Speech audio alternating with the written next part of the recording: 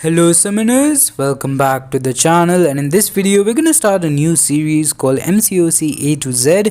This is going to be episode A, so we're going to talk about every single character in Marvel Contest of Champions whose name starts from the alphabet A, and we have 10 characters today: Abomination, Immortal, Aegon, Agent Venom, Airwalker, Angela, Anhylis, Antman, Apocolypse and Archangel, who is by the way my favorite character in the entire game.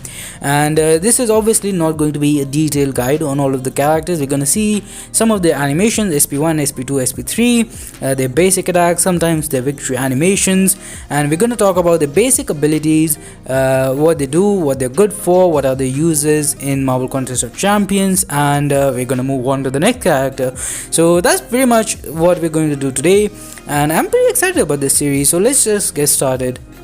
So the first character that we talk about today is going to be Abomination, and he is an extremely simple character to understand. His abilities are literally like 2-3 lines of text in his abilities. So first of all, he is immune to poison, which is nice, and also there is ability that if he bleeds then he has increased chance to apply the poison on the opponent, which is not really useful offensively. And if you're not using the Red Guardian's energy, then you can't really apply poison to the opponent while you're hitting them, and we're gonna talk about the Red Guardian synergy in a second here. But also all his attacks has a 12% chance to gain a fury buff for 6 seconds, and the Red Guardian synergy gives him a 50% chance to inflict poison, which deals 70% of his attack or modified attack, which means the fury will also increase the poison damage for 10 seconds. So like he can do a lot of damage with the poisons and stuff. Like I have seen him solo thing bosses in Alliance War. So let's move on to the second character. So Aegon doesn't really need any kind of introduction. You probably already know how he works, but basically the better you can carry over the combo, and the higher the combo the better he gets, and he can get up to 999 combo, which is great for stuff like Labyrinth of Legends or Base of Legends. He is definitely the best option there. He can shrug off all debuffs, he can be fully unblockable. If you use the heavy attack trick, you can, without losing your combo, get hit and then gain a bunch of furies, so you can deal with stuff like buffed up as well. So now let's just move on to the third character, who is Agent Venom, who unfortunately can't really do that much, but he does have a 70% chance to purify any kind of debuff, which includes suicide masteries, and he also reduces the enemy evasion by 50% more if you use a special one. Also, you have very decent chance to proc bleed, incinerate on the SP2, but that's pretty much it. Like, this character doesn't have too much going for him. So let's just move on to Airwalker, who in my opinion probably has one of the best special 3 animations in the entire game. Overall, he's not a super powerful character. His damage output is actually pretty decent after you build him up, but you have to first win a few fights, then you can go for a special 3, and that Galactus animation is just so cool. But his damage output, once you build him up, not bad, but he doesn't bring in too much utility either. Not a super strong cosmic character in Marvel Contest of Champions. So we will be moving on to the next character, who is going to be Angela, who after her buff is a very solid character, a great investment for signature stones at full max sig. If you have buffs, you're basically immune to every single debuff, which is insane. She hits pretty hard, she has armor break, which are not very long, not very potent either. So armor break is alright, but she is extremely suicide friendly, great regeneration, and a very strong character in my opinion, top 5 cosmic. Now moving on, we have Apocolypse, who is really good for a lot of mutant characters by making them horsemen.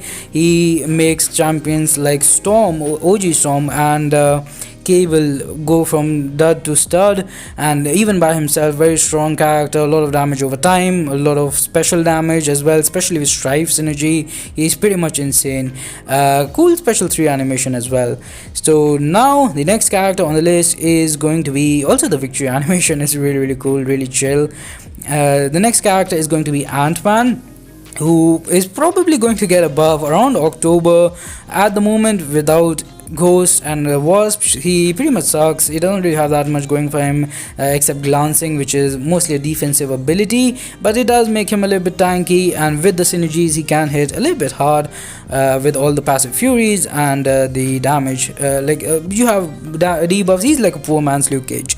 But now moving on, we have Anhylis, who is actually a little bit underrated in my opinion. You have a lot of armor breaks, you have a lot of buffs, a lot of furies, big, like not huge. If you can't really compare him to big cosmic, like hard hitting cosmic character like Cosmic Ghost Rider, but the damage is not bad at all. He's also a very extremely good defender because of his rod mechanic and how that makes it very annoying to parry him. So yeah, he's a pretty solid defender. Now next one on the list is going to be Archangel, who, as I said before, is my favorite character in the entire game. His damage is insane. Like, he is aging so well in the game. Like, I think Nemo is aging the worst and Archangel is aging the best in the entire game. Like, when he came out, he was considered the second best mutant, and now the first one, who was Iceman, is probably not even in the top 10 or top 15 for a lot of players, and Archangel is definitely top 5 in my opinion. Insane damage output, especially as a horseman, but even without it, very useful for stuff like Alliance War and basically everywhere in the game. Neurotoxins can also act like heal block, you have defensive ability reduction, crazy damage. He is just a very versatile character as long as the opponent is not immune to either bleed or poison or both, and only like 35% of the champions in the game are immune to either bleed or poison or both. So in my opinion, very solid, very versatile character and a must have, because even like as a 4-star character, he does so much. And that is going to do it for this one. Do let me know how you like this series, if you want to see more in the future, if you want the individual character description to be a little bit longer, because I did feel like I was rushing over a little bit in this video. But that's gonna do it for this one. Thanks for watching, have a nice day, subscribe to the channel for more content, like this video, share with your friends, stay safe, have a good one, bye bye.